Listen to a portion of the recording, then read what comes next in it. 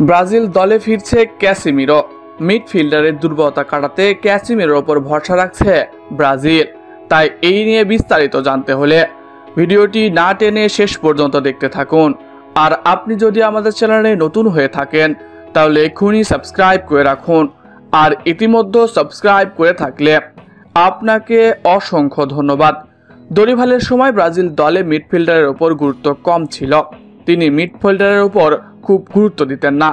এর ফলাফল হিসেবে আর্জেন্টিনার বিপক্ষে 4-1 গোলের হারের দিনে চোখে আঙুল দিয়ে দেখা গেছে ব্রাজিলের ডিফেন্স ও মিডফিল্ডারের কতটা দরকার। ফলাফল ডিফেন্সের দুর্বলতা সবার নজরে এসেছে। এর ফলাফল হিসেবে ব্রাজিলের শোচনীয় অবস্থা এখন বর্তমান সময়ে। তবে ব্রাজিল দলের দরিভালের বিদায় হয়েছে। নতুন কোচের খোঁজে সেলেসাওরা। দরিভালের বিদায়ে ব্রাজিল দলে দেখা যাবে বেশ কিছু তারকা প্লেয়ার। এর মধ্যে অন্যতম ক্যাসিমিরো। ব্রাজিল দলের ডিফেন্স সামলে নিয়ে মিডফিল্ডে গিয়ে নেইমার রাফিনহাদের গোল করতে সাহায্য করতে পারবে এমন খেলোয়াড়ের খোঁজে রয়েছে সিভিএফ। বিগত বছরগুলোতে ব্রাজিল দলের মূল কান্ডারি ছিলেন ক্যাসিমিরো। থিয়াগো সিলভা ও মার্সেলোর উপর ক্যাসিমিরোর ওপরই ভরসা রাখত ব্রাজিল।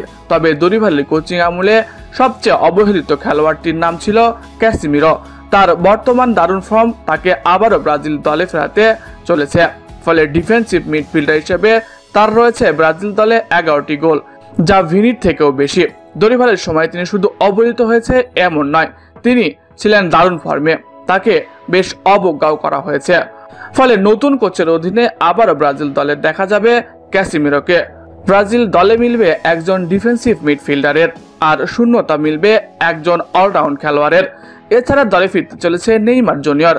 আগামী 15 তারিখ নিজ ক্লাব সান্তোসের হয়ে মাঠে নামতে চলেছে নেইমার। ইতিমধ্যে অনুশীলনেও নিয়মিত হয়েছেন তিনি। এছাড়াও হলুদ জার্সিতে আগামী জুন মাসের উইন্ডোতে ব্রাজিল দলে দেখা যাবে এই সুপারস্টারকে। প্রিয় দর্শক, ব্রাজিল দলে আপনি কোন কোন খেলোয়াড় দেখতে চান কমেন্ট করে জানাতে পারেন আপনার মতামত। এছাড়াও খেলাধুলার সকল আপডেট সবার আগে পেতে হলে আমাদের চ্যানেলটি সাবস্ক্রাইব করতে হলে ভুলবেন না। ধন্যবাদ সবাইকে।